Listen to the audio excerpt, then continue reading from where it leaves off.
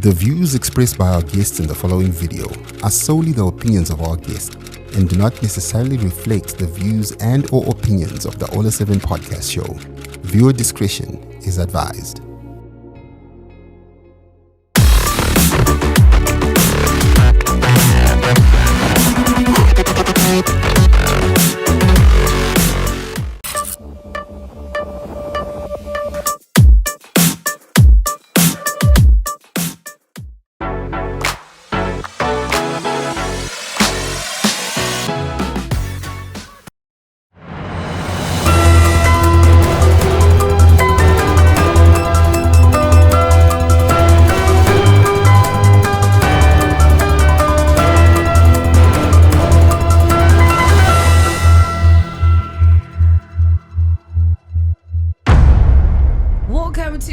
Podcast on the planet. But nazi ndiri kufara. Unozoti kana wajera kuti everyday unodya sadza. And uri kudya sadza then obva uzongodzi nanso uri kudya sadza nekosolo. Aisha uri kukanzwa sei? Uziya kwanoda kuendera. Ndiri kukanzwa. Imagine unodya sadza everyday. Everyday sadza nemaveji obva ungozonzi wabva rice nekakosolo unonzwa sei? Unofara? Ndozvandikuedza kureva nhasi. Ola hapo. Hi. Hey, yeah. Well, let me say this. Itsumo echishona. Hanzi majichimbo chimbo anofara muswafa kondo. Vakomana majichi kondo iye ndiri kufara naye. Kondo ari kuzvinzwa. And kondo ari kutoonawo ipapapa. Kondo arimo mucomment section. I didn't say Ola isadza as such. Nangoti today you are my rice and coleslaw. Thank you. Plus mazono coleslaw yako sikutinoti ma-raisins. Uri kumboizere. Yokuti ukatsenga kacoleslaw watsenga ka-raisin kachitapira. Private school. My name is Good Vibes all the time and welcome to the podcast and make sure you subscribe and musakangona kuti pa YouTube tiripo, pa Facebook tiripo, and if you're watching live on Facebook udza hama yako, shamari yako, ex yako kuti the biggest podcast is on and this is trending stories. But today, like I said, kuneka twist neka 10 Tauya nechinyowana. Dai onaga sadzoka. Ana sindiri kufarisa makomana. What are you guys trying to do to me? Nothing. What's that voice like that? My name is John. The comrade, the is here. Right. No, wait a minute. What are you trying to do to me?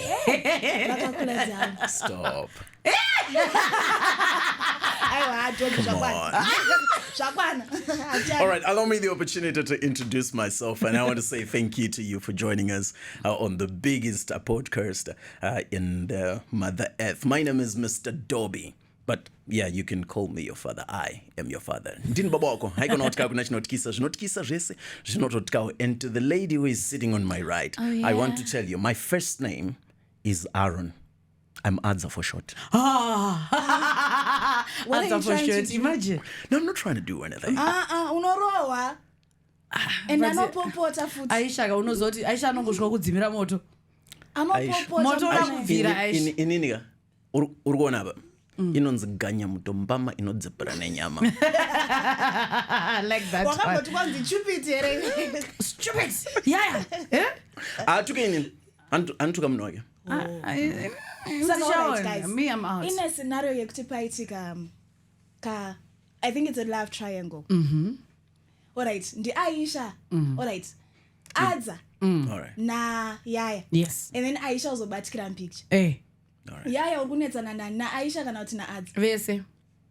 Vese inini one thing about me ndichakurovera kusatsvaga information kuti munhu waunaye anani. Ndapedza kurovera ndozorwa munhu wangu ane information but ari marapatsetsetse nunzvatunzva inoda iyo kuchita ndinoirova. Saka mese muchamenywa. But how was your weekend, guys? Because hey, turongosangana. I know it's Wednesday, it's a hump day. Weekend in your family. Well, I had a good weekend, I want to tell you. What were you up to? So on Saturday, I was at work. I wasn't expecting to go to work. Okay, but then you went to work. There was a party at work. Oh, that's nice. andiwanzojamba zvangu semunhu wababa ndine kakudzikamira kandinako Okay. asi pakanga paine tafura yakanga iine mhando yezvinwiwa zvakasiyana-siyana zvendudzi dzakasiyana-siyana kana dziri nyaya dzekumwa zvinwiwa zvakasiyana-siyana ini ndinomwa kutangira kuti muchimwa tichingomwa zvinopisa zvinotonhora zvese muchimwa tichimwa zvekumwa zviya izvi ndozveyu ikoko kana paine vari kumwa chero nhasi iri chitatu kudai tichingopedza pana mucomment section ndiudze kuti baba tiri kwakati ndo yako muchimwa tichingomwa Kwaisha. ozemwa ozemwa. I like that one. How was I your had weekend? a chilled weekend. I was just resting. But I'd like to talk about what I did last night. Okay, what did you do last night? last night Yes, I... like okay. last night. All right, it's okay. What happened last night? And in fact, anaumuka. Anatomborara. Okay. Icho. Okay, what happened? Yes. So I've got this problem, guys. Netflix specify nobody it's a new reality series. And it all that. So what were you watching? I was watching the new season of Perfect Match. Okay. Okay. Irukuna kids. Singaite. Irukuna kids. So that's all I did. So really you had that answer last night. I want to tell you what happened last But night. last night I was down on my knees. Yes, I thought you were, doing crocodile style, something, shaman. Helicopter style, guys. What's that? And squeeze here, but you're on jet track. Nelocast. And the Helicopter, Majgira vachasangana nayo. Majira is a lucky Helicopter. man. I'm trying to imagine helicopter. Because helicopter, Kopo. anti inenge I yakadai think so it- iri straight Kopo. and then mawings Like- anenge akavhurika kudai so. Helicopter. Unongoita sei. Titenderera. Boys. Like Unenge so. uchispina. Should I? I- Should I? Pfungwa dzangu dziregerere ya. Should I? I think unogona kudai handi. Iye akadai. Boys. Over what? Boys. Iye over what? Pane body yehelicopter. Poita marotors an. Mapropeller. Atenga kudai. That actually makes sense, but it sounds like a Yeah, lot no of skillful, man. That's what I meant was going Gymnastics, into. baba. But also in comment section, kana kwambura helicopter mbotuzoti ndeipecho because I'm very lost. I don't even know what I just came helicopter. across it on TikTok, but banga pasina like. As soon as what Aisha achinja baba regai ndikuze baba muri Tell pano. me about Aisha was never this person. Aisha taiti tikada ngota kuti stay away but mwana wangu. Ezvezvi ndiye anotanga andina ngotanga nhasi. Zvinonzi yaya nemusikanzo but mazvinzwi. Yangonzi mambone helicopter stay. apa makuda undirekruta semunhu wababa ndiri kunzwa kushoda kuti ndiri kutaura nyaya yechikopo kuchichida. It's okay, Baba. But Baba, this week as we're starting off trending stories, something has been going haywire on social media. Into following claims Zaitanzi, Indera musician Suluman Chimbetu had romantic. Okay, Takaranzi? Yeah. Ndokada wenu. Pane kangadoda. Yeah. Uzakandoda kanonzi. Anonzi, thank you so much. So much thank you. I love that one. Kangu kandoda manje kanzi huma yangu anjeyoni. But he has been making part of my claims angachitika vanga vachimbotitira kadrama like and Rukun's Johnny had romantic advances towards former first lady Grace Mugabe. Zvikunzi sparked widespread conversation online with many questioning his credibility inyaya social media idzi hatisi kunatsoziva kuti ndidzo hadzisi. And Sulumani has since publicly denied the allegations, calling them false and malicious. The story comes days after Grace Mugabe celebrated her 60th birthday. Happy birthday 60 years aiwa dzafamba. She looks like amazing, by the way. she She doesn't looks. look She looks young. She doesn't look She 60 doesn't to look me. 60 Pane year madanza old. vakazobuda vari pastages Vaita manager appraiser. Yes. I saw it. Pareka vakazongoti kumbo kumashure. Ndaizoda chimama. But hanzi chimama Sulwanga ku hanzi vakasangana Dama naMaso. claims. ama claims. But imi munongozviona sei? Zvinonetsa manje kana tichitaura nenhau dzemunhu akafanana naSulu. Unoziva because Sulu zvaakaita manje. Sulu munhu wekuti munhu wedendera. Sulu. We're talking about Sulu right here. Sulu. Sulu man. Sulu. Even the father knew kuti no. This is a man I'm giving birth to. He's a Sulu man. Sulu. Asi Sulu actually means something. You can make it mean something. You can make it mean something. Information. Sulu. Sulu. You know, we can actually make it a word to say everything that's really exciting, but in a way that we don't understand. It's a Sulu. Kuti nasu ndiri kunzwa kuti akunge Sulu. I think ukazama utsana zinenge dziri kumsoro You are a Sulu. nasi ndangoita Sulu vanhu vanobva vanzwisisa Ndine kasulu kanoda urova. I like that one. Nasi ndinorova kasulu. Nasi ndinorova kasulu. But also Sulu has said the rumors are fake and akatozvinzwa yapindo social media nezvo. Zvakazoitika munoziva ko munoidendera varambe vachingotamba kavari pamafoni. Anenge vachitambisa magitari vachita. So akatozopinda akazurwa kuna kuti ndiri kutotrenda ndine munhu kaini. Ndapiwa munhu. Ini ndakapiwa munhu futi recently. Wakapiwa munhu? Wabani? Munhu. Umuntu. And atoposta paFacebook munhu iyeye. Zvichinzi munhu wangu. Musamutsvage. Munhu. Apa ndimadyira. But it's fine. Zvakangonaka zvakana madyira vako. Ndimadyira vasiri vako. Madyira vaya vari private. Munhu ari private futi. But angozita public. Akazongopublicize. Angozwa nekutegwa. Aikona. But inini I will not justify myself. Zvamafunga ndizvo. Okay. But I might just want to say, going back to the Sulu issue, as much as we all got excited and hyped about the drama that surrounded the false rumors and everything, but I think those were dangerous rumors. That was dangerous drama. Whoever did it, ngamiswe. I think it ruins reputations which funga trukutamba because pani machats aitozobuda with the fake chatunga account and stuff. Oh yeah, it escalated to all that. Trying to push a narrative isipo. You know, we have people who do that. They create these bad jokes where they're thinking they're making fun of something, they think they're having fun, but at the end of the day, you ruin people's lives. Yeah, that's true. That's true. Imagine if in a situation where tisatita kukwanisa kuverifya zvinhu kuti machatsa endene my stuff taigona kuimplicate Sulu in things that he did not do. Sulu ana kurorera. He has a family. He's a family man, you know, and I don't think it's a good way to play. Kana uchinditeerera uchindinzwa wherever you are, patinotamba tichiita majokes spy, ngatisanyanyei kutamba nekuimplicata upenyu hwevanhu muzvinhu zvakadzama kudaro. But that's a good point. Hey, but musa-implicate kutijiko. But imagine on social media, you know what, we can't really be able to control social media. Fana yesiso askana, ini amashi tired of being given people. Yeah. Yaya kujikona ningi. Yaya kujikona ningi. Yaya kujikona. Chana kozera pamwe ndinonaka atizorambe, but unongochingotawura uchingokandwa kandwa. Ungotora picture izvo zvimuchaona muchibva panapa. Nokunotonzi ndamunhu wenyu. Andizorambe zvangu but zvisiri right. Andizorambe zvangu. Ini ndakazoti handirambe. Pamandipa ndipei imi. Ndinobvuma. Chero asiri premier. Handirambe. Chero mundipa. Pane pandinozongoti stand my grounds. Pane pambanozoramba kuti mazondinyanyira. Ndikwanire. Maakudipisa. Pane mumwe unoona kuti iya spec yangu. No. Andinongerere. No. But kana ari nani unongoti ameno Mwari ndiye anoziva. I think panapa tichibva parichitavhura crown. Yeah. Amen. I can't do it.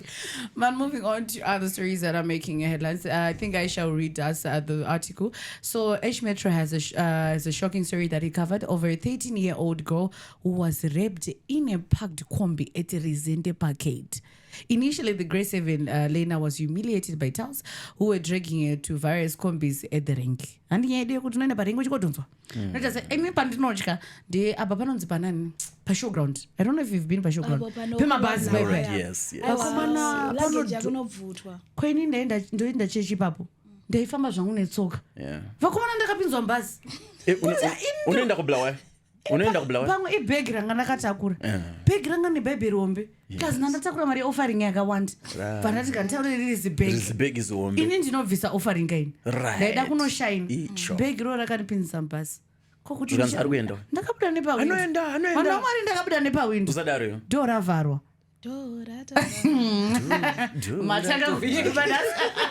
So I feel like itori nyaya ndotombadress wematals, but Aisha chimbotipoka full story of iri kufamba sei nyaya iyi iri kuripoti kwani H Metro. Alright, so it says a 13-year-old girl was raped in a parked combi at Rezende Rank.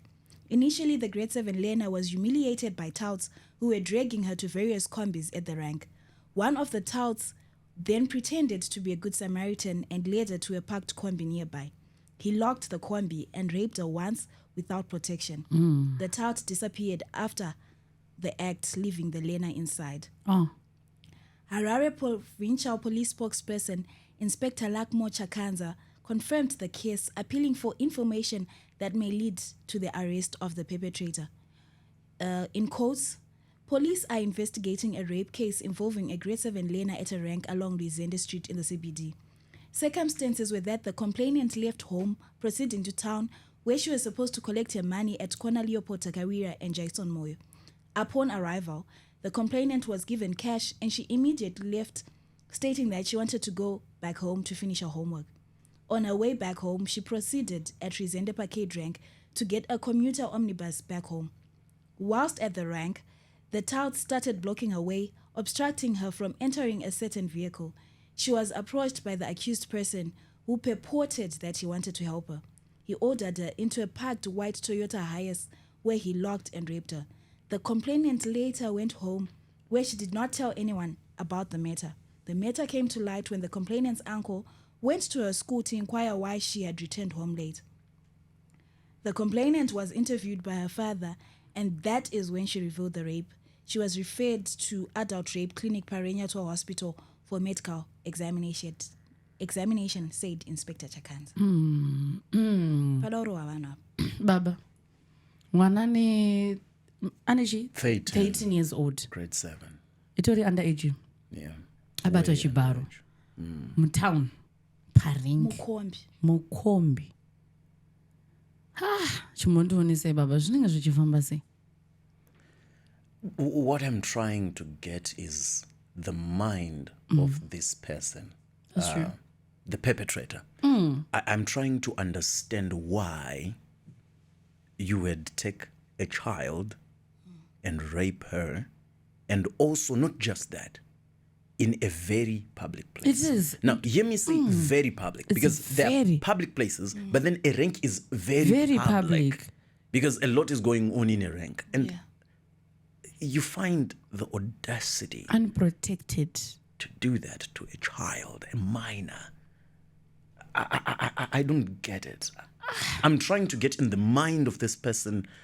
I don't get it. Even me understand say. So honestly, I think when I saw the report, I'll just do a rundown of the comments that I saw. So there was a comment from an account. It was a ghost account. I'm sure Munia is a ghost account went on to comment kuti vana vanenge vachidana nemawindi or something like that. Kutangodana nevaridzi vemakombi saka pamwe zvinhu zvavagara vachita. And then let's say it's that situation mwana ane 13 years. Uri murume mukuru waita kubus driver ko whatever driver uri windi whatever they call it or conduct uri kuda nemwana ane 13 years. Underage. Chimenzi zvese zvaari kutongovhuma haatonzwisise zvaari kuita mwana uyu. You are taking advantage of a minor andi. Saka ndakatosha comment yabva kupi unondiudza kuti mwana ane 13 saka pamwe aidanana vanodana mavindika vana. Iwe uri kudanana ne-underage say. So this is the thing, Firstly, like you're rightly saying, chero zvikanzi vaidanana paita mubvunzo yokuti hausi kuzviziva here kuti wakudanana naye mwana ndochekutanga. Chechipiri kuri kunzi chero dai kwako kuri kunzi dai haasi mwana munhu mukuru, chero muchidanana you don't have a right to force someone into engaging kana asiri kuda. Mudzimai wako chaichaiwa wawakaroora ukamumanikidza unosungwa. It is rape. And my question is, mwana wayo aitadzirei kupinzwa mumakombi? Nyaya yacho yanga yabva kupi? Because yangu nyaya ndanditi ndiri kuda kupfura hangu parengi, right? I know vanhu vemabhazi vanokufosa vadoti ukwire bhazi unobvutirwa zvese, unotobirwa dzimwe nguva munoziva. Unongochi kubvutirwa roko mwabvuta gumbo. Vamwe baba ndakaona imi vakaita kuti upside down, murume mukuru vachidhonzwa nemawindi. It's so sad. Unoshaura kuti unotrauma kuti ndonokwira bhazi ndoita sei. Why are we having all that? I don't know what could be done. I hope the exercise iri kuitwa nemapurisa izvezvi ichabatsira yekutry kubvisa mshika-shika nemakombi asiri munzvimbo dzavo chaidzo. I think zvinogona kutibatsira if we have a lot of these police crackdowns. Because I also have had a bad experience yemumabhazi. I usually travel to Mutare a lot, nebus, you know, and there was one time when I got onto a bus and mabhazi acha asimuke ndakapinda ndega ndichitoda kupinda mubhazi anditi ndapinda ndagara mubhazi then ndobva ndazoona kuti harisi kusimuka and ndanonoka kumeeting yangu. Let me get down nditsvage yangu motikari inoita sei iri kumhanya iri kuenda. Yes, ndobva ndati ndakuda kuburuka mubhazi zvikanzi aiwa mudhara mama bhadhara ndikati no handisi kuenda saka handisi kubhadhara zvikanzi aiwa mudhara azviite dzokerai mukati no. And then we had that squabble for a while. Kusvika ndobva aridza kakodhika akaridza. Aridza kakodhika akaridza some bouncers, very big men. I think there were 3-4 of them. Ndobva vauya pado.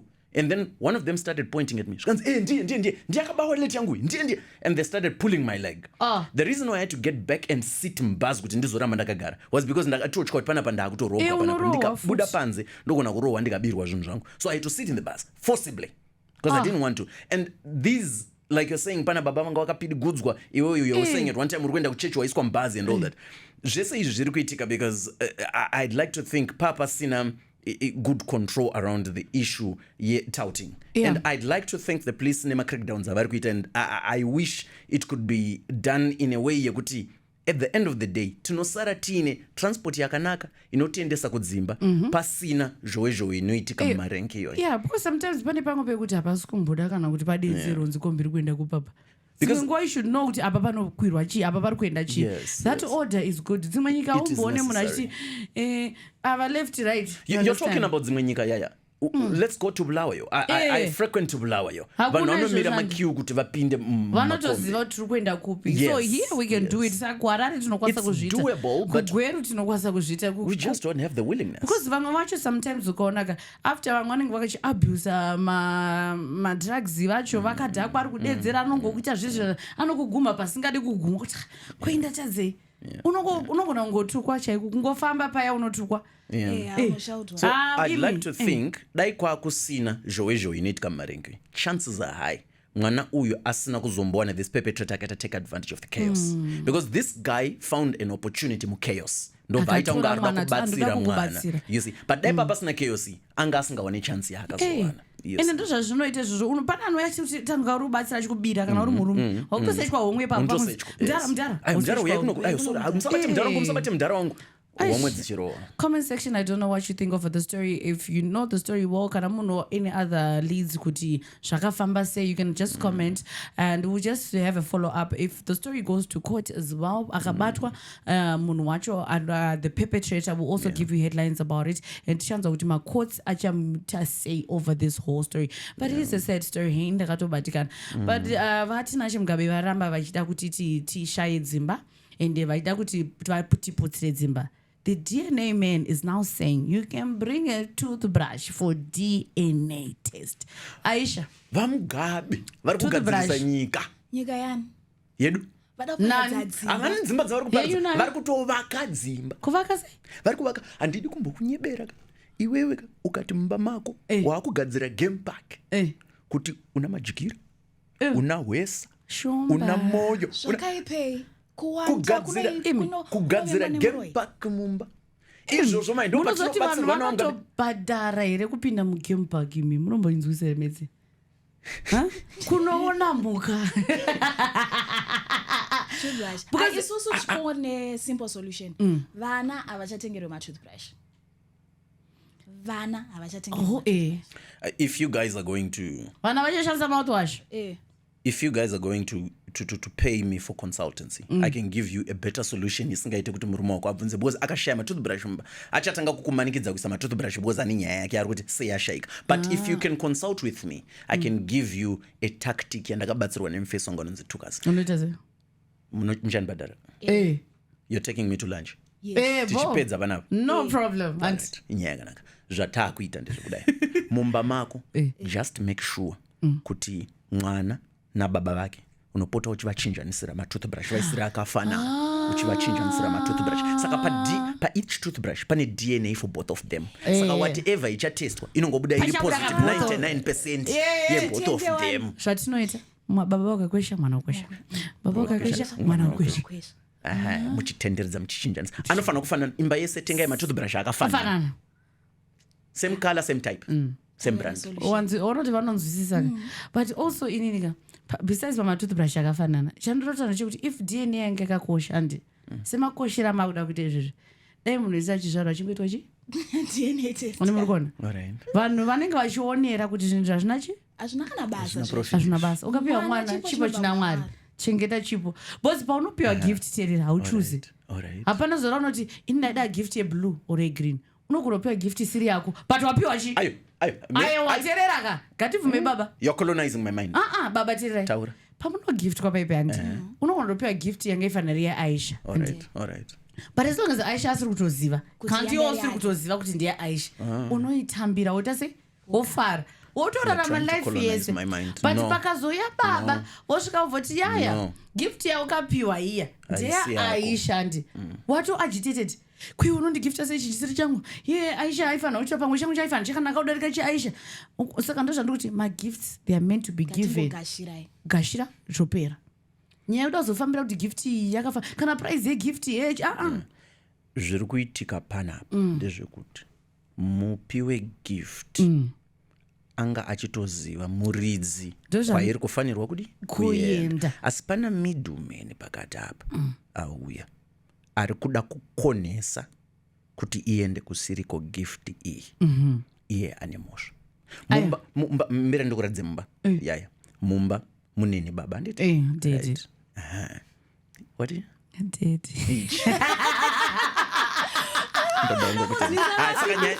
Saka nyachi yapera wawina. Wawina ita in a setup where you're in the home and you're married.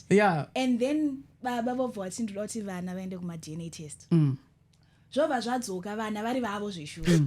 Trust ichiripo here pamwe. Chichiri kuitika. Panozvandiri kutaura kuti zvinhu zviri unnecessary. Izvi zvanga zvakakosha. Baba pamunosainira pamunoya kuchibhadhira paine mabhanana. Muchisvika muchigara zvenyu muchitestwa. Dai pasina kana rise yekuti munhu anoda kupa munhu munhumbese because hazvinangize kuzomakiswa uchita give birth on the day ande. Dai vanhu saka vanhu vanenge vakatoona vemagovernment ava vemitemo vakafunda kuti zvinhu zvazvinachi hazvina basa. Pane zvinhu zvine basa but zvisina basa. Sekungoziva kuti mwana ndiwako iri kandazi. Zvinhu zvine basa but hazvina basa. Mupanzwisa. Inini if I were to be given the option yekuti ungada here kuita DNA, I'd tell you I don't think that's something I would mind. Call me a simp, but I wouldn't want to do that. You know why? I'd like to believe kuti chinondi raramisa in my marriage and it kutrust mudzimai wangu despite zvaanoita and kusaziva zvaanoita kana zviripo zvaanoita. Because kuzviziva izvozvo ndo zvinondikuvadza.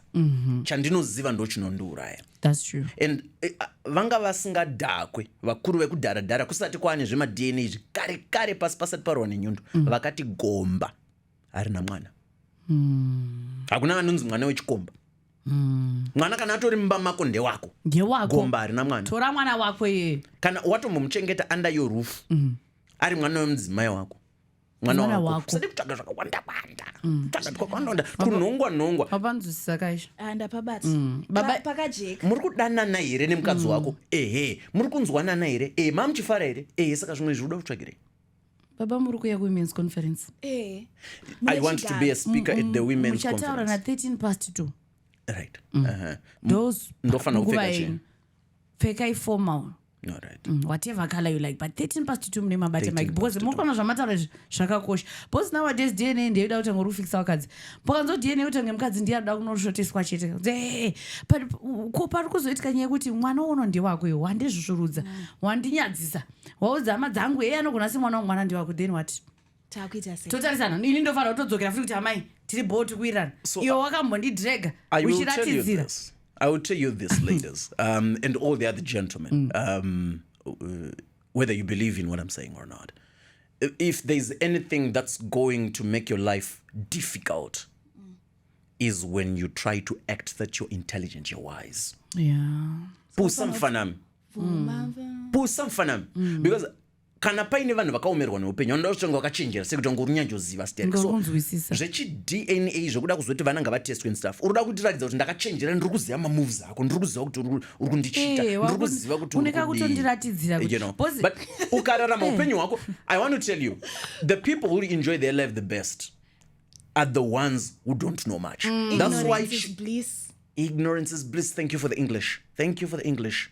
Ignorance is bliss. The less you know, the happier you are. Even mujolo inini kana ndisingazivi kuti uri kundichita handimbotsamwe ena handimbokufungira ende usazvitsvake ena handikubvunze foni yangu usaibati foni handitobati bozi ukaibata wakuda kutotsvaga zvichakuvhiringa foni haibatwi ina handibate yako yaubate yangu hatitobatani mafoni tikatangira pakusabata mafoni hatisi kuzoenda futi kuDNA foni ikaringa hautoitarise kwakawanda unoisa yakadai uchipa foni yako ikuringa kunoku zvinhu zvakakosha izvozvo zvoita kuti mental health yako mental health we are a depressed generation because we want to know too much. We want to walk with the walk generation. Hauna basa, hauna mari. Mental health yakafa, unovhura foni unotifira. Bozi inini kudhara ndaimbovhura. Unovhura una wakanzi. Uyu hana basa. Tirongotandira zvedu. Ungati musoro wake uya ndinoudere musoro rako iko kamunhu. Vakomana unoita sei? Chero ukazonzi sorry. Ndakambonyeba. Ndichinyatsozwa ndikunyeba. Ndikati ndoda kudza chokwadi munhu akatondimanikidza. Ini ndandisingatodewo. Akandibata ndi. Akandimanikidza. Nanhasi ndinofunga kuti akandiisa mubhodhoro because ndinozongorekana ndakuzokera kuba anditombode. Ini ndakambobata munhu achiita yaari kuita. Ndakaamba vanagara naye pasi. Wangu. Chimbonditsanangura unzwa izvo zvakanaka hatisi kurwa chinokunetsa right relationship kuti unondichita kudai inini ndakashata here unoda vane hombe here chii chingondionesa hatisi kurwa nasati tsangu because mabasa ako endatoneta murume akagara pasi iye ati ndipo mvura ndikamba mvura ndikati nhasi ndichanzwisisa zvikanzi ndikuudza chokwadi inini ndisatani yaya satani anombondipinda satani ndiye anonditisa zvandiri kuita haushoreke ndinotokuda patigaregare anenge achinyatsokudawo zveshu so I will help you zvandikazoita semunhu ane munhu ana satani wake ndakapfugama ukanamatira munhu ndikanamatira imba yangu namata mudzimai shinga nemba yako budamba mangu wangu anoita kuti munhu wangu achita patakapedza takadanana wani asi satani haana kumira kuvhakachira imba yangu satani azoro so I will tell you I just hope that all the ladies, all the women would understand this. Usually, but quite usually, in the highest chances, when a man cheats you, it doesn't mean a man doesn't love you. So, pane mubvunzo yamunobvunza isiriyo. Wait. Pane mibvunzo yamunobvunza isiriyo semadzimai yekuti wandishorei andina kutombokushora. Pane mibvunzo yamunobvunza kuti chii chandisina unazvo zvese zvandinoda. So mubvunzo wenyu wasara ndekuti saka sei wazoenda kumwe. Ndodosvika ipapo. Because as human beings, not only as men, as human beings, we are designed in such a way that every form of beauty is attractive. Wow. Every form. No, we are not attracted to a singular type of beauty.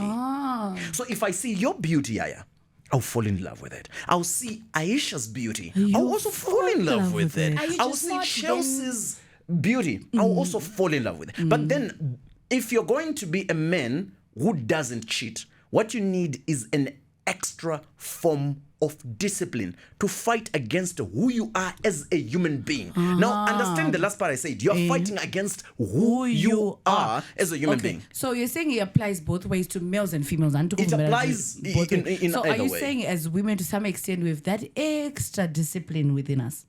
So I wouldn't know. I can't speak for women. Ayo, tinopomba, but tirinan. No, Tinopomba. no, yeah, it's not that But tinopomba zviri nani. nani. Tinopomba zviri tactical. If you ever Asi find out zviri a nani. lady is cheating on you, she wants you to find out. And zviri nani. Because vakadzi, especially ukarorwa. All right. Ukatorwa panenge unga discipline katori forced like kutongoti hauzonyanyi ukatozondibata pamwe waona ndidana garden boy 1 or 2 but murume ka within marriage period kana 1 year marriage ungonatodane vakarana vanhu kana 30 ndochandikuti isusu hati tinogona kuzoita kamwe usamoti nekadiscipline here chii chinoitika. I can't explain it in ways of discipline or not discipline, but I can explain it using examples, right? So pane shona inoti zingizi gonyera pamwe nekuti maruva enyika haaperi. Asi ndoda kukubvunza yaya, pane pawakazomboona here nyuchi yakamhara paruva rimwe chete ikagumira ipapo? Tikutaura zvenyuchi tisatenda pavanhu. So this is the thing. Maruva anogara paari asingaende panyuchi zhinji. Handiti ruva rinozotosvikirwa nenyuchi yatouya pariri. Asi nyuchi inokwanisa kuenda kune ruva rayada. Nei, nekuti nyuchi ndo yakapiwa simba naturally pakusikwa kwayakaitwa yekumova from one ruva to another ichisarudza maruva ainoda. Asi ruva harina kupiwa that liberty. Ruva rakadyarwa rikasikwa riri panzvimbo imwe chete risingakwanisi kufamba richienda. So you ladies, and in the natural design of things, you're supposed to be grounded. That's how natural the thing is. Be in one place like a flower. And then men, like bees, have been given the liberty of jumping from one flower to another. Liberty By the Creator. By the Creator. Yes. Kana. I think mwari papa akatozona kuti ayo ndazvataura ndazvinzwa. But ruva harizoshanyirwe ne-B1. Exactly. Because pollen haipere. Wanzwa here zvandataura.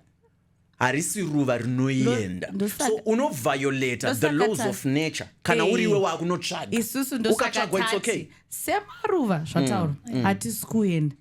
Tichatora vepadhuze sagarden boy andikona sagroundsman aiwa inini iwe wakwenda out handi iwe wakwenda out noscout wakandi inini ndiri padhumba ndichango-scout ochi vari padhuze seruva hauscauti unoscoutwa saka garden boy akasakusvikira muregedzi akana uri ruva iwe hausvikire garden unosvikirwa. boy wacho akaita seimi kamusatamine magarden boy mamwe I was once a gardener. I want to tell you, this is a true story from my life. I was once a gardener in Waterfalls.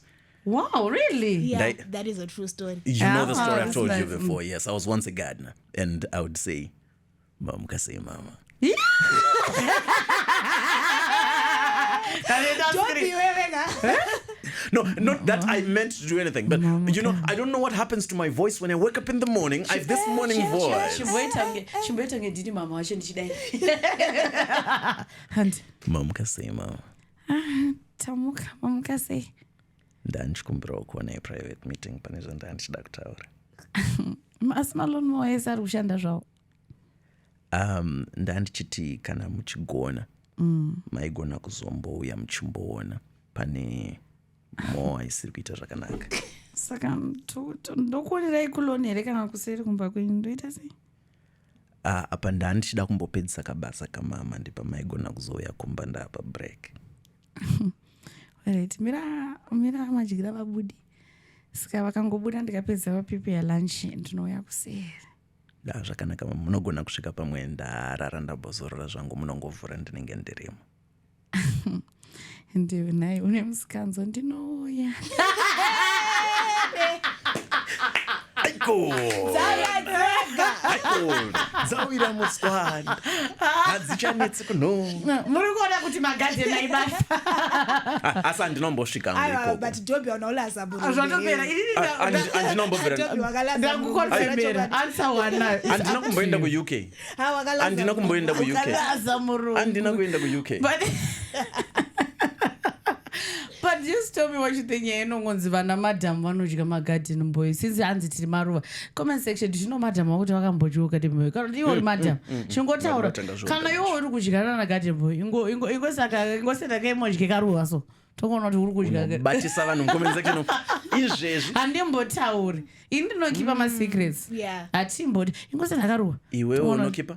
Internet haikipe? Kana vanhu vari pano vanhu vese vari pano vanhu vari vamwara. Hapana kana rumbura kana kutaura. Panana baba vachaona tukumaruva. Tiri muri imwe vanhu. We are one family. Asi panana baba vachaona tukumaruva tuchaiswa naana mai vekumba kwavo vakatadza kuzvinzwisisa kuti maisaruva mai matikudu. Vakadzi nekashoti munhu wako hana data. But also social media, there's been post angachingoitika online paushamwari kuroyana ungangangangochitika online. So I saw a post from account yakanzi Tamayalin that posted. I'm going to start with the first post. I'm trying to look for it. Yes. So it's unganga. I'm not sure which one was the first post because at one day, but I'll just try to go to one of them. Irkuti, are you a god that you think you have right to decide on someone's destiny? Who the heck do you think you are? Muroiwe munu. I swear if I was in Zim right now, I was going to come through, throw hands at you at that stupid clothes shop by Groom Bridge.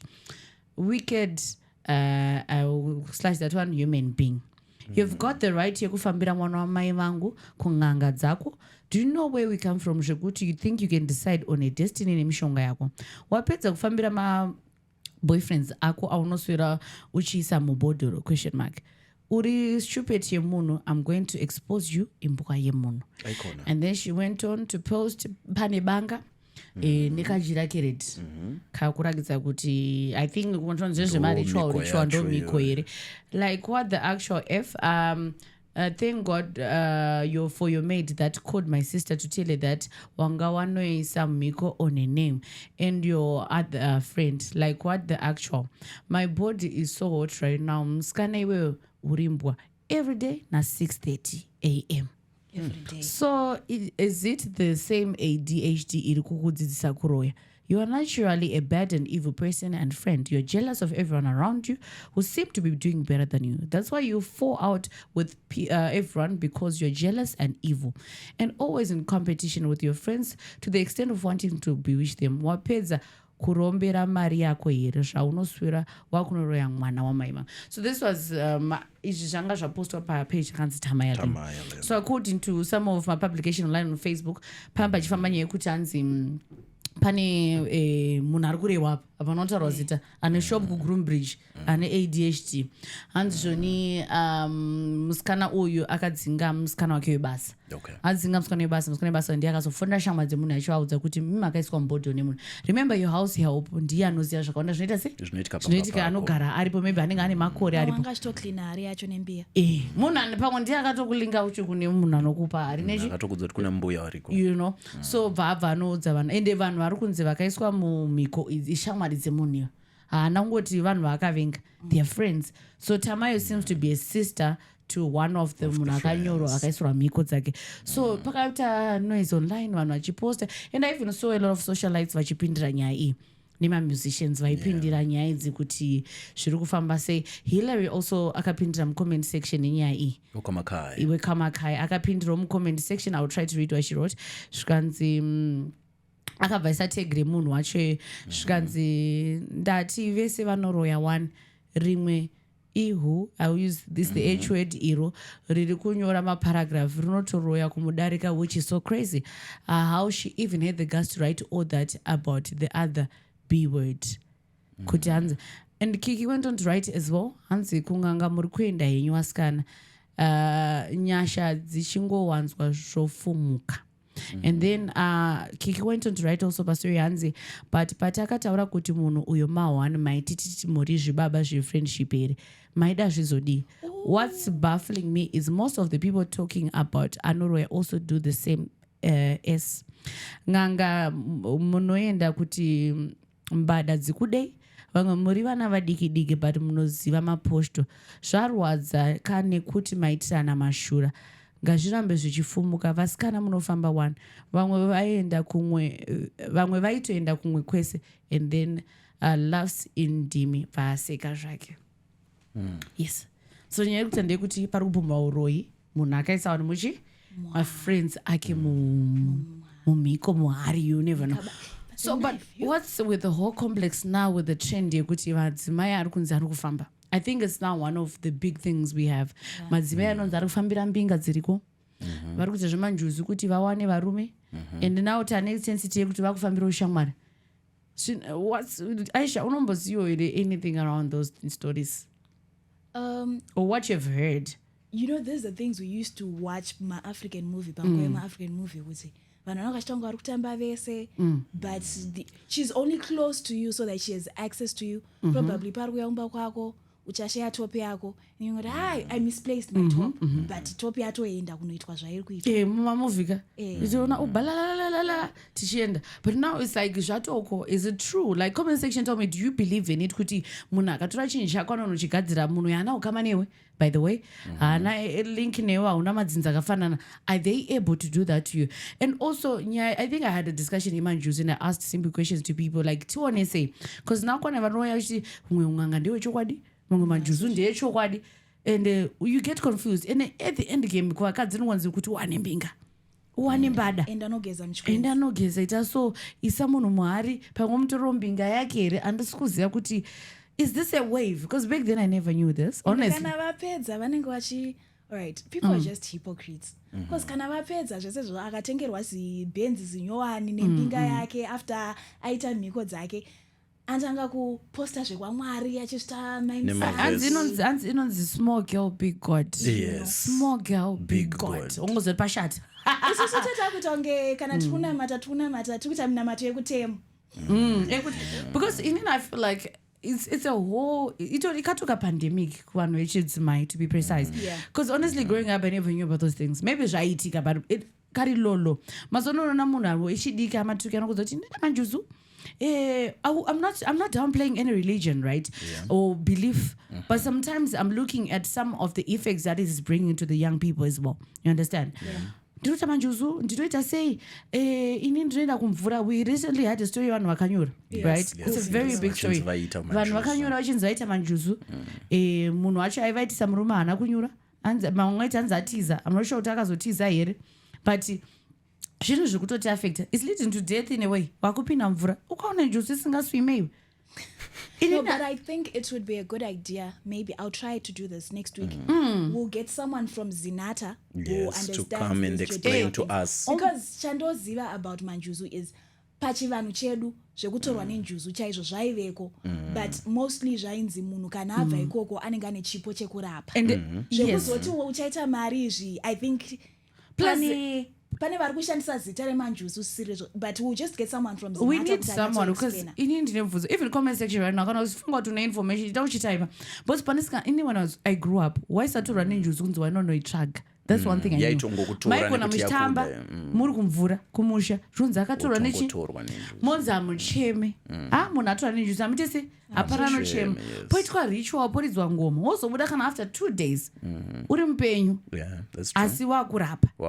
Asi vanhu vakachema wainzi waiwanikwa wobuda mvura ifi paunobatwa ipapo unenge wakafa, but uchipisa muviri kuratidza kuti wabva kuita sei kufa, maybe after madays atoitika be 2 days or 1 week. But nowadays changunetsa is pakuvanhu vakumuka vobva vati vari kuenda kunoita zvemanjuzu, vakuenda kumvura ivo voenda nerice mabiscuits newana. I don't know njuzu dzinofanira mabiscuits, but okay nerice newine amenoti basmati mupe wine and baba and chinja kuti chato pandemic, right? And a lot of young people are getting involved in it, be it with knowledge or without knowledge, and vakuenda at length to do certain things. And I think zvimwe miko dzacho hadzichanzwisisike. Wakuona vakurara nevarume vakawanda, because sometimes wane confidence kuti ndagadzirwa ndamanjuzu saka murume ndikatora naye achandipa mari, and you're exposing yourself to a lot of different men, and maybe hausi kubhadharwa. So far chandinongota choti dzimwe njuzu dzatakuona hatisi kudzifarira, and I think hadzisi njuzu. And vana vechidiki we are being exposed, running away from things we grew up knowing. Kana kunamata kwacho takuita kure boss takufunga kuti ini ndikaita njuzu ndichawana mari. And my question is, if Njuzu will give you money, I doubt you need you to sleep with someone. Baba, ndorarire nemunhu kuti ndiwane mari. Kana yadi kungondipa directly. Why ndodi kuita mashava angu ndomuka kubusiness kwangu chiputika ndiri Njuzu. Ndinotengesa madomasi ndikandaitengesa for the same ngatenge 40. Handi ndizvo. Because I'm saying inini ndineshavire Njuzu riri right. Because I doubt Njuzu ingade ngorara kuti ungorara.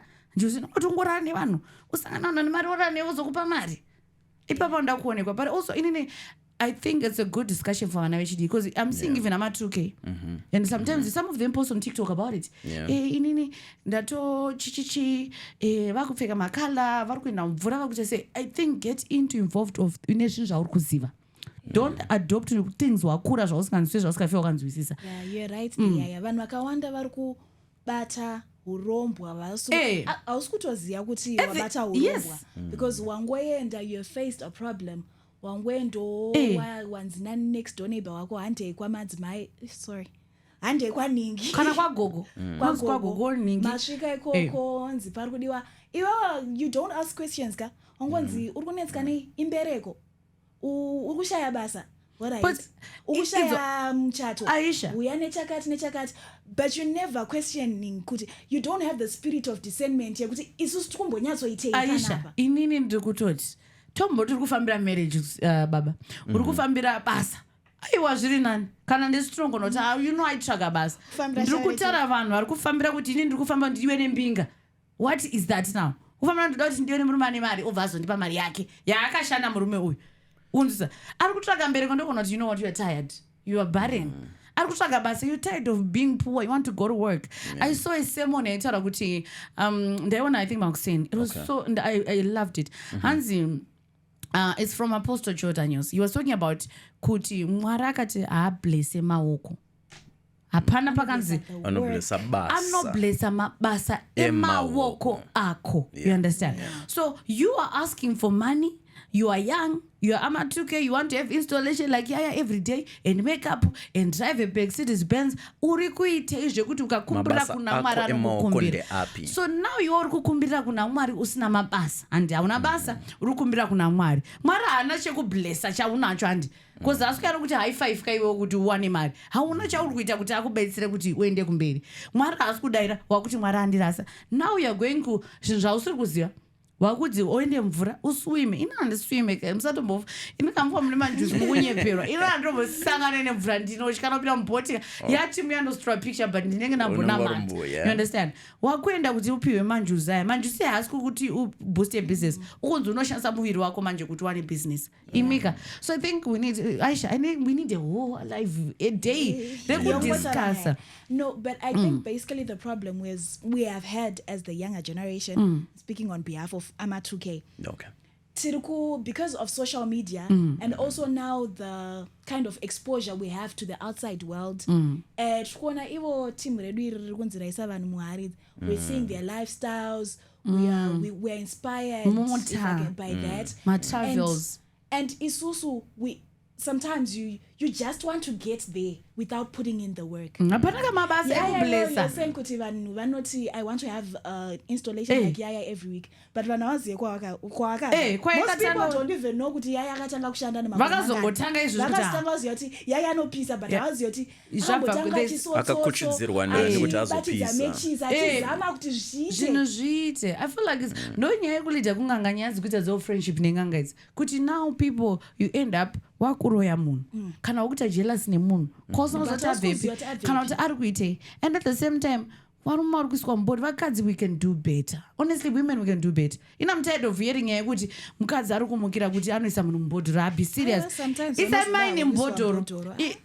Aisha kana makandiiswa mubhodhoro ndokumbira mupwanye mabhodhoro vamwe vane behavior yekuti unongoti awingandise mubhodhoro because we are focusing on the wrong. The men are not going and putting their women mubhodhoro and anoti ndikuda mine iyi wonyona zita remine pakachira wesa mubhodhoro mine womokeyo uchifonera kunzi utore mine iya yako.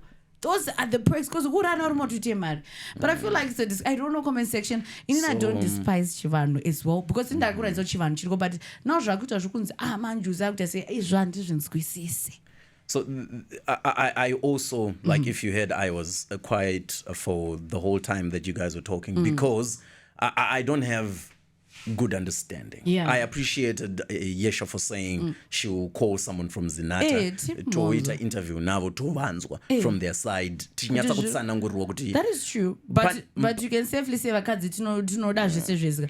Kumachechi uko tete tingodona futi nemademon. You see. So what I can talk about with conviction, what I can talk about with a strong mind is issues to do, number one, with parenting, and then number two, with misplaced priorities. Okay. So I'll start with parenting.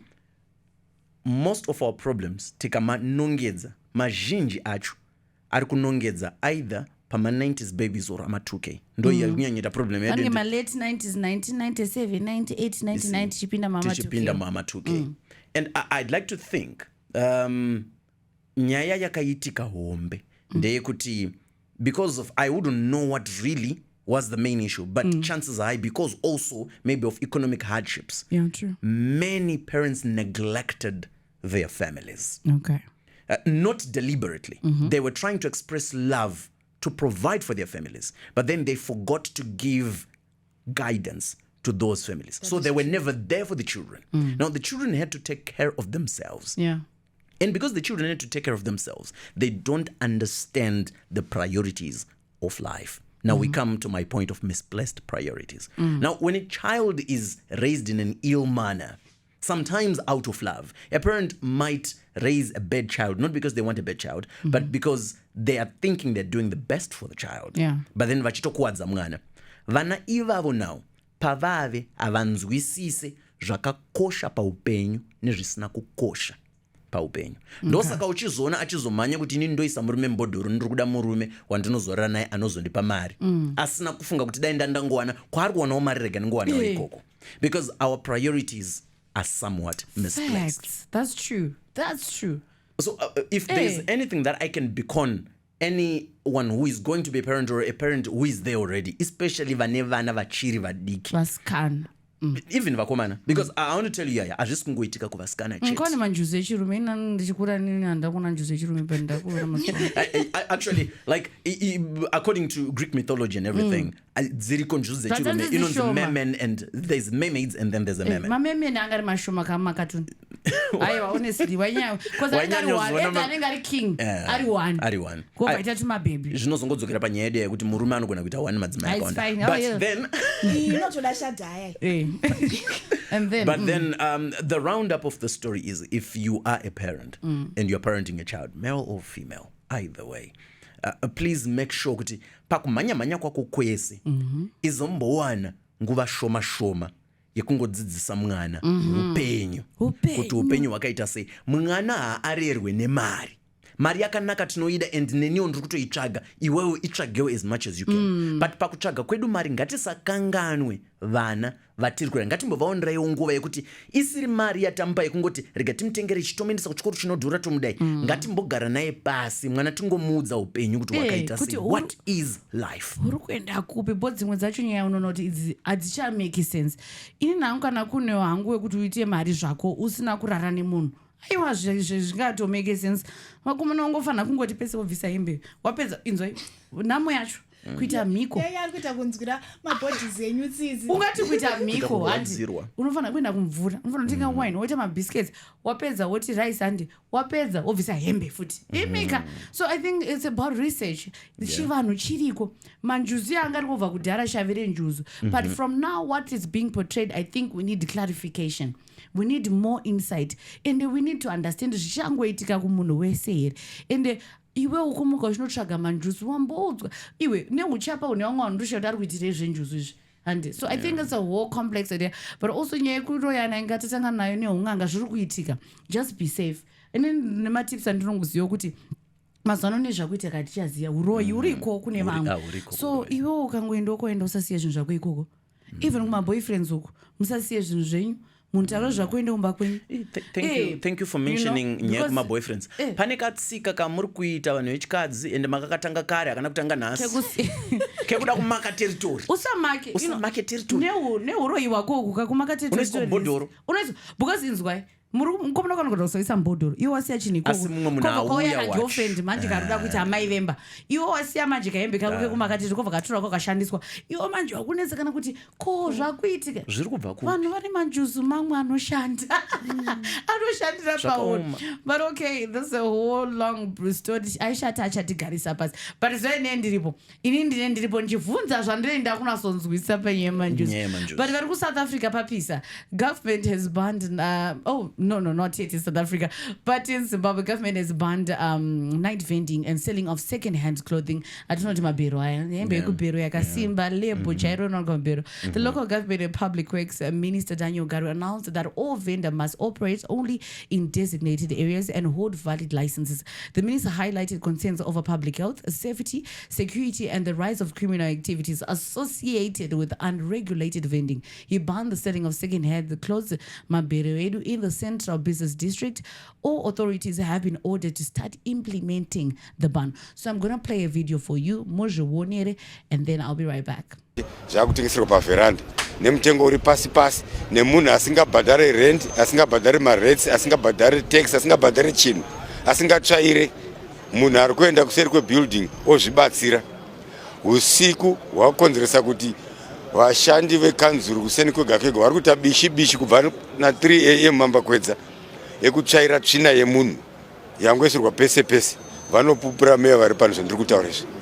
Izvozvo taona kuti zvitopera chete totanga nekubhana kuri kubva mabhero kuunza mabhero mbatya dzakapfekwa nevamwe vanhu muno munyika. Tobhana zvakare kutengesa izvozvo, tobhana kutengesera mustreet, tobhana kutengesa usiku. Kanzuru iri kugadzira nzvimbo ichishanda pamwe chete nehurumende, tiri kugadzira nzvimbo dzekuti vanhu vanga vachitengesera zvakanaka. Mungada kuziva kuti kuMbare kwakawakwa musika wakanaka zvekunaka zvezvo, asi tiri kunzwa kunzi vanhu vari kubuda mumusika vachida kunotengesera mumugwagwa. Tikasaisa mutemo inozonetsa kuchenesa guta redu raHarare, inonetsa kuchenesa kuti nyika yedu inozonetsa kuchengeta. Tikada kuti vanobatsirana, vamwe vacho vari kukunyeperai zvavanoona vachitengesa zvezve, vamwe vacho handina kuti vese, vamwe vacho wamunoona vachitengesa chaakagarira ipapa handi zvamuri kuona nemaziso enyu, chaakagarira ipapo madhiraga akawiga musutukezi yaakagarira yaari kuuya vanhu vachiva vachitora pari vachienda.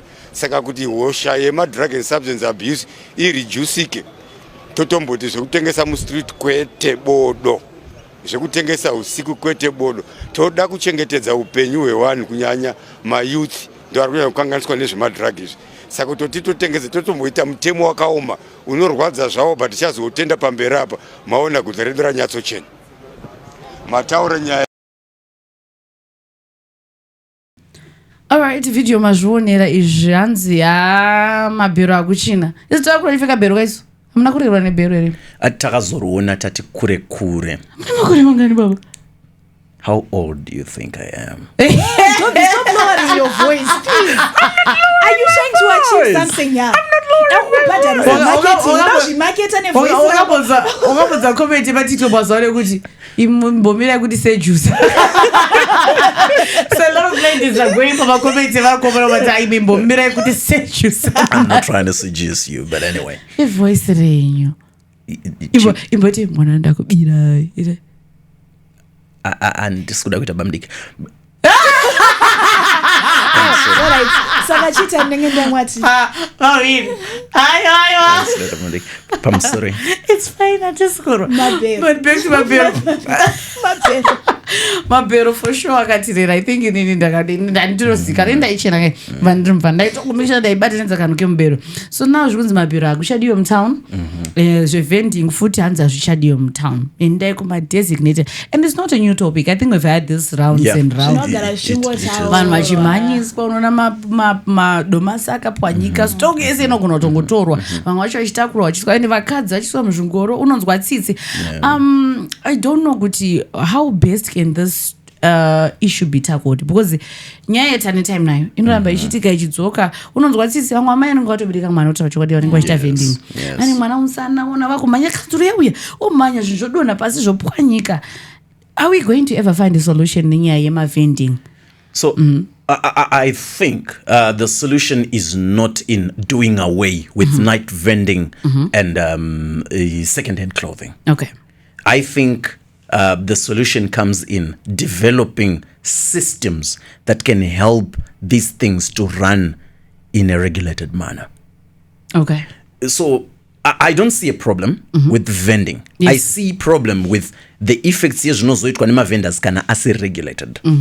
Like pane nyaya yaitaurwa na Minister Garwe vachitaura nyaya yekuti streets munosiiwa masvibiswa vanhu vamesera pasiripo and stuff. Those are our problems. Ndosaka pari kuda kuzoitwa curb this issue because vanhu vari kusvibisa guta, which we used to call the sunshine city, the city that never sleeps, right? But I think kana pakakwanisa kuiswa ma-regulations ekuti varipo vachiita vending dzavo handiti voita nenzira yekuti at the end of the day havasi kusvibisa guta, at the end of the day havasi kuisa zviri malicious handiti havasi kuita utsika dziri malicious, zvinhu zvofamba zvakanaka vanhu vachitenga vachidi. I think zvinogona kutoita a mark yekuti Harare ine trend yakadai in a good way. There's a post yakapostwa na Plot Marco and I agreed with what he said. I thought that was brilliant. What did he say? Yeah. So I'll read from Plot's post, which was one day ago on his Facebook. You can check it out for yourself. Yakan's street and night vending has potential to become a vibrant part of Harare's culture, perfectly aligning with the city that never sleeps name. If developed with better systems, waste management and regulation, it can help livelihoods and tourism. Wow, because I think that's a good point. And if you look at my street India, India street food in India, you see people cooking in the streets, very unhygienic, by the way, from the what I see. If I've been to China, China Maniru, you can be buying food in the streets as well. You understand? Also take out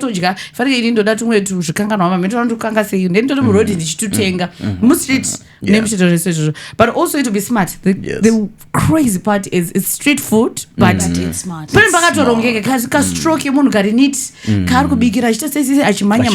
maybe we can incorporate the two, having a sit down street vending yako, yes.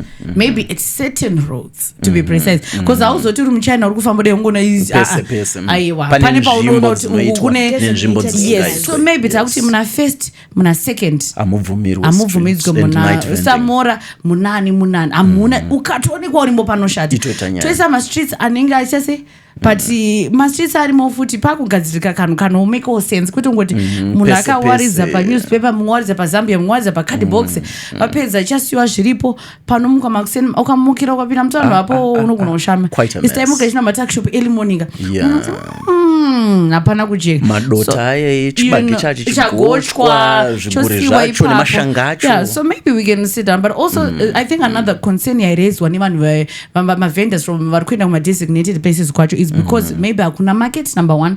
Kuti maybe urikuenda Coca-Cola. I think Mbari was also renovated. There's a nice yakavurwa na His Excellency. We applaud him for that. But also paka boy nyaya ma rates echo, they are too expensive. Because you ngono zoti waona kwekunotengesera $150 per that's a lot of money. Or even per week. But remember that's not how much you're making at the end of the day. Madomasi ma onion rukuita say it's too much. So also let's review my prices in my designated places. I think the minister can look into it. Let's review the price in my designated places at Avurirwa. Because remember, it's not a money making scheme. No, we're trying to empower the people and get certain vendors off the roads. And so gatisa a price yekuti munano fila queen. Ini ndinomugo futi the same way atinokwasa kuti unogeza kuti ini ndinoona ma carrots kumsika wembari is what I should wake up and say kana ndichida kupinda mutano ndida kutsvaga ma sitting vendors kuti no ini ndichienda muna Samora kana ndichida kutenga something because varimo kuti ndinopinda nona itu chete and vangu vari kutengesera panze handida kuti ndiburika komida kuti sanga nedo masre $4 kana $1 ndinongotorwa ipapo zvangu ndobva ndazvipindira mukombi. So I think let's review the prices as well. Ikoko my designated areas adzikiswa vanhu voenda ikoko voita matables avo akanaka because kumbari kwakagadzirwa zviri so neat. It's a lovely place but vanhu havasi kuenda. So the same way atinoti kumusika wembari, let's have that which implement as well. Yeah, and I also think I like the idea that you mentioned about what you saw in China. Yeah, and I like the thing that our government, the Zimbabwean government, is friends with the Chinese government. Now I think if there are systems like that dzatugdoza kuti pane nyika dzakafanana na China dziri kuthrive with on street that, vending and night vending zvichiitwa zvakanaka. How about we set up a team, maybe a local governance or something, and team yoenda kunostudy kuti how are they managing it. Ma systems avo akaita sei and see if those systems can be applicable if they can relate to our own spaces. And be implemented here and in then we Zimbabwe. implement those systems. Because sometimes in your economy so it's a very good thing.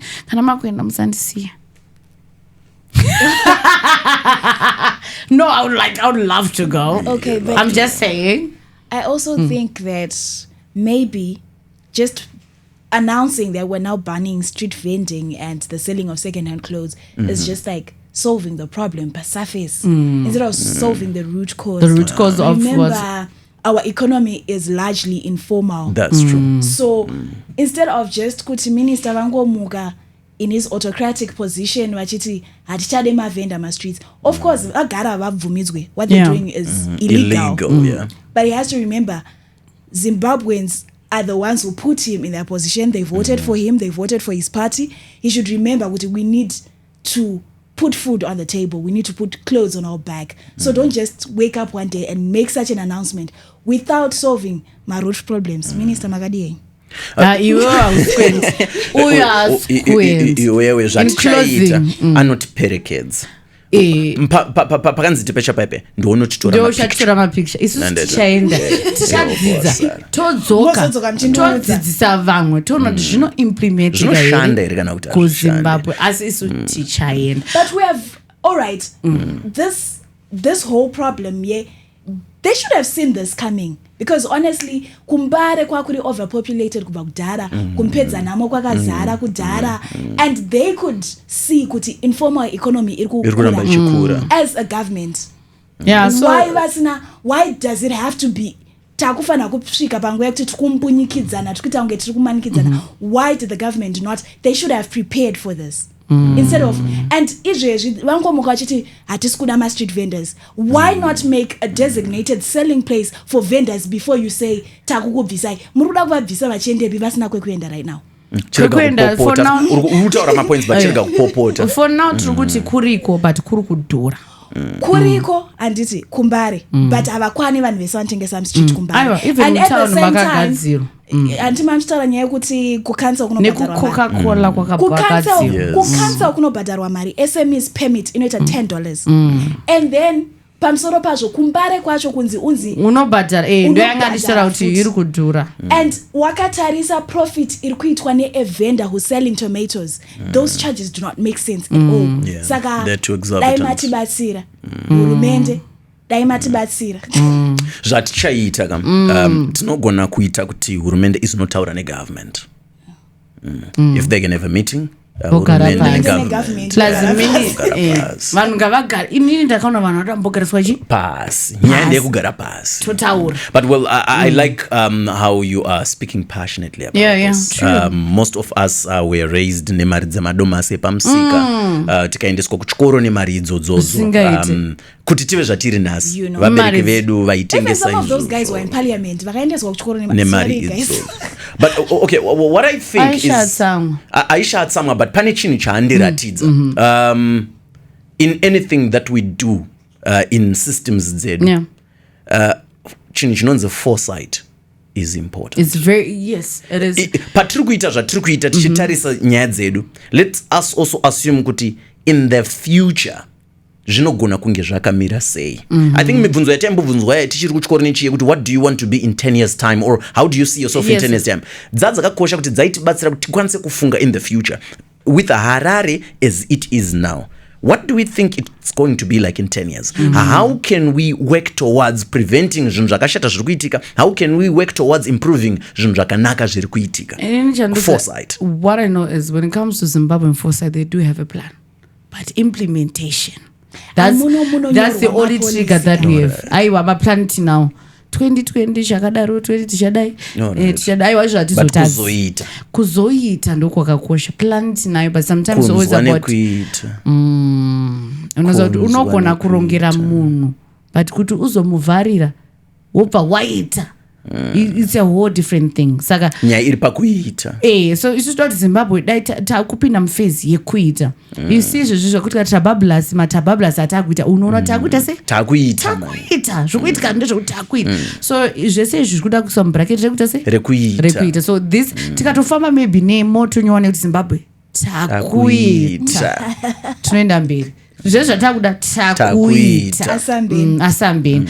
Alright, but vari kuSouth Africa but think pari kugona kushata kune vaya vanenge vachizoedhindisa zviri pamutemo kuzi vamwe vanongokwana masikire ekuti unongopa munhu passport yako unokudhindisira iwo hako uri munyika wodzoka wedese. So it has rolled out new border stamps to combat fraud starting 1 August, which is mazuva akapfuura aya 2025. South Africa's Border Management Authority began using new immigration stamps at all entry points, including airports, land borders and seaports. The move aims to improve border security and stop passport fraud.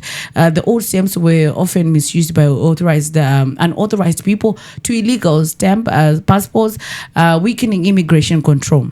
So immigration stamps were in the hands of unauthorized people who could stamp a passport without the traveler ever officially entering or exiting through a legal port of entry.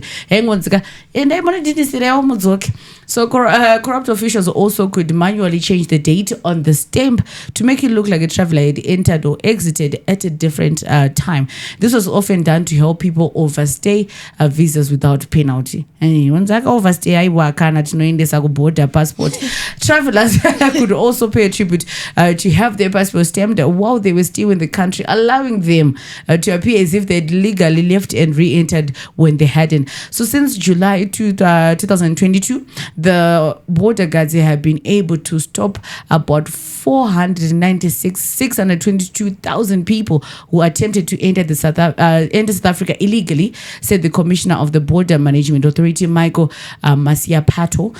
So I don't know what you guys think about it, because Pashat, chandango kudze mvamswa 1 August pampashat, and without any kumbwandisirana vanhu vakawanda vanenge vachingoti nanondindisira udzoke because munhu anenge adauramba ari pabasa pake. So I'll tell you what I think. Yeah.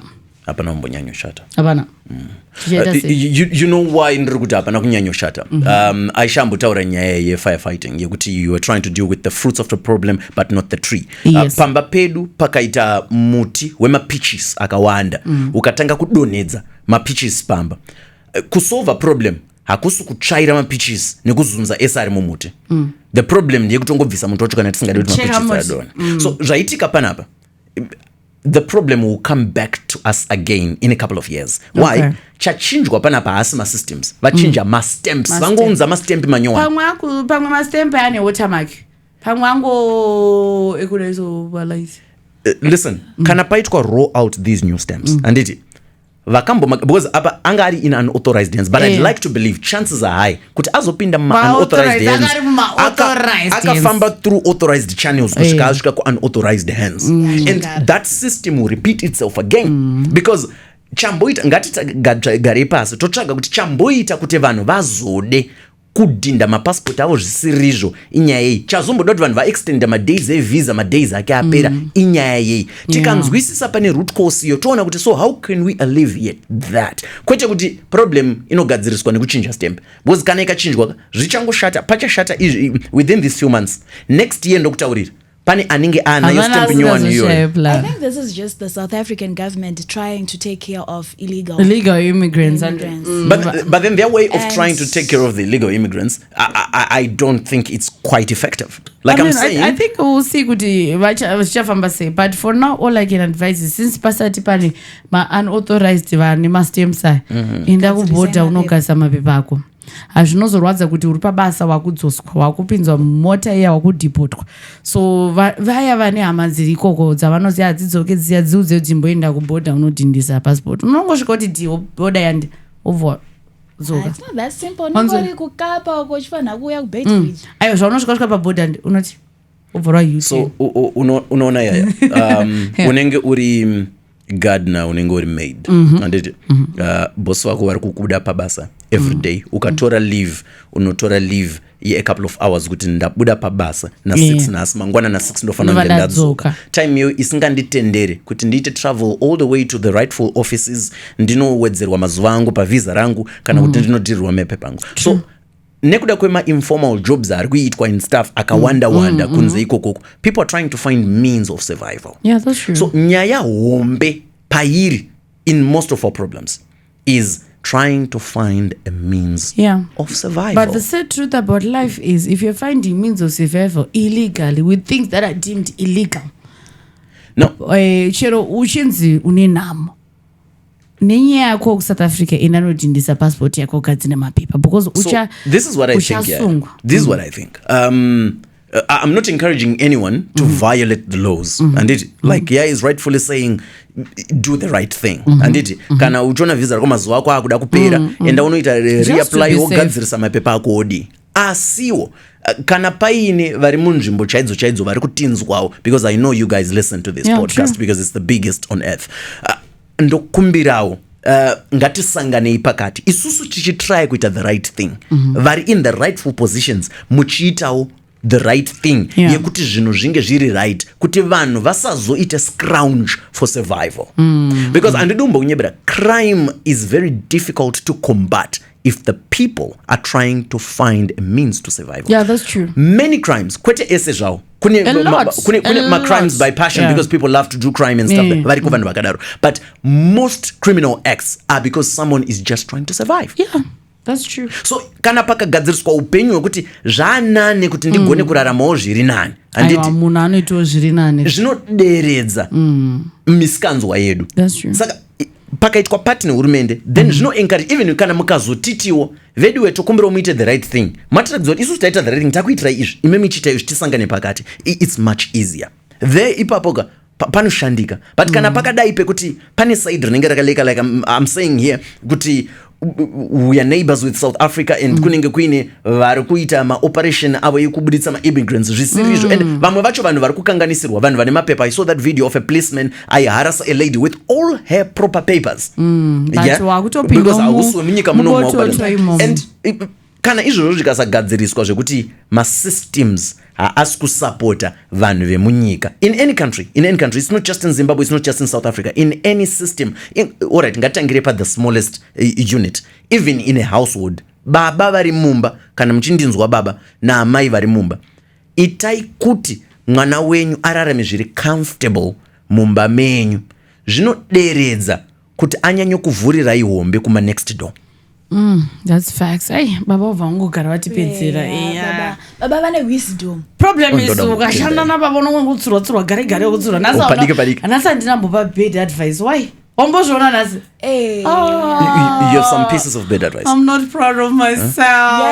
Akambopinda busy. Hanzi anotipa bed ndikati ine ndiri preschool uda kudzidza ku. I want to tell you bed advice, but it's nice. It's like bed nice advice in this life. Dude, you give advice that people don't want to talk about. Most people want to do those things, but you're afraid of yourself. Like Baba Mongoshtaur. At the end, you need Jandanzo. Mudakurinzo. Dudes. I feel embarrassed. But corruption is not good when I'm not involved. Yeah, but when I'm involved, going to get us cancelled one of these days. Then no, corruption is good. So ndozvandiri kureva kuti zvinhu zvekuti vanhu vakanonongoida kungozotaura, but ini ndinozotaura zvausikadi kuita sei. You represent the silent voices. Yes, no, the bigger inner voice. Your inner self is me. I'm your inner ego. You are the sound of silence. But it's been amazing today. What I'm going to do is I'm going to just jump into an amazing short interview with Naki. So they're very big partners watinoshanda navo, and vanonakidza kuti vanotora nyaya dzemvura, mvura yakachena, mvura ina utano. We'll be right back.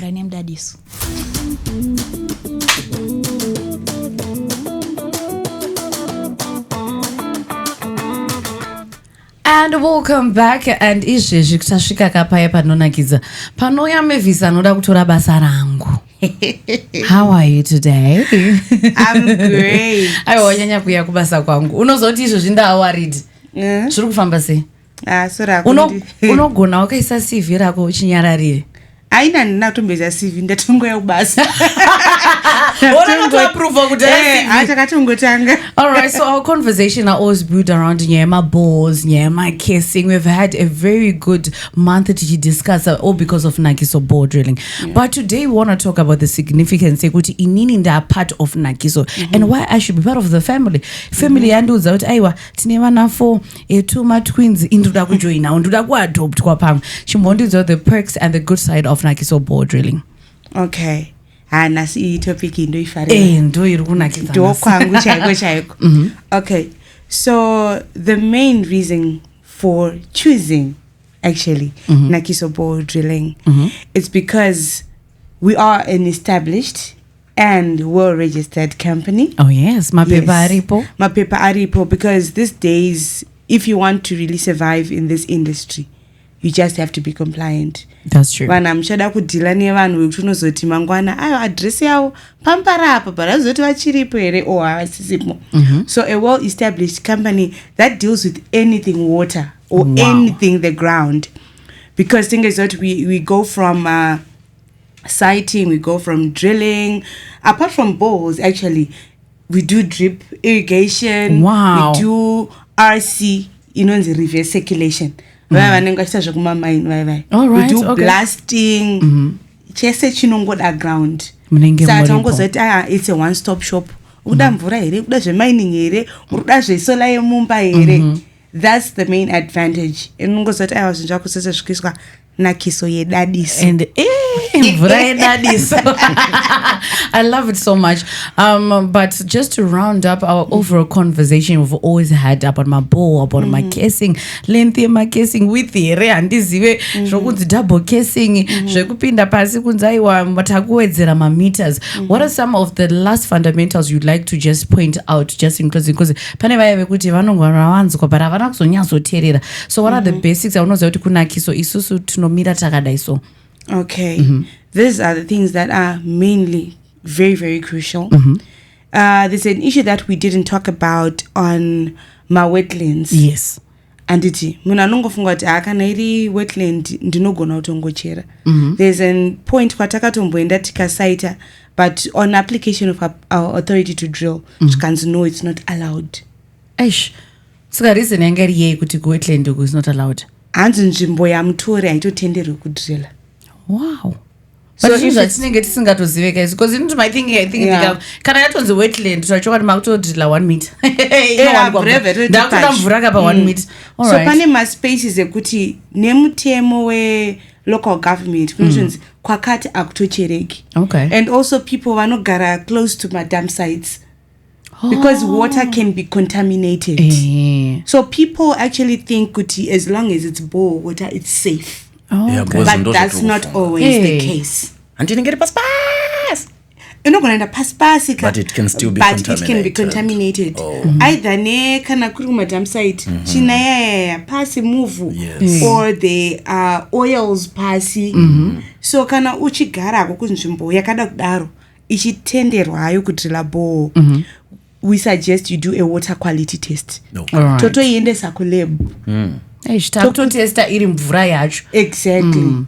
Because you can drill but not safe to drink at all. Unozonzwa zvimwe zvirwere kudhara unozati zvirwere vamwe mvura yemubhoho isina kuchengetedzeka tosadza kuziva kuti vanga vasina ita siting here vanga vasina kupiwa authority here. Alright. Aiwa tiri kudzidza, but what how can people contact you as Nakiso bore drilling? Nasi mangoti uzoti tine Nakiso yedadiso. So toda kujoina dadiso tokubata ipapi, and also my numbers atinokwanisa kufona. Okay, you can visit us at 55 Churchill Avenue, Alexandra Park, or number 36 in Anthens Road in Bluffville. Or you can also contact me on +263 788 608 005. My email angawandis. Right. The other one is BDO for my position, obviously, Business Development Officer. BDO at nakisobores.co.zw. nakisosales@gmail.com, info@nakisobores.co.zw. Ese wao ndangu.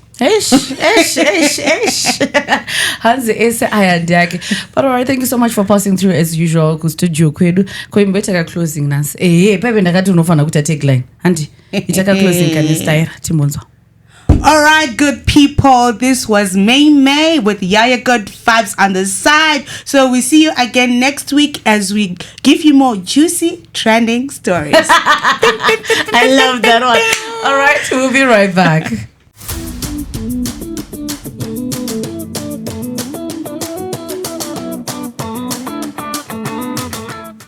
Avedadiso vavongotiratidza kana vaona Nakiso yedadiso mvura ine dadiso. I love it so much.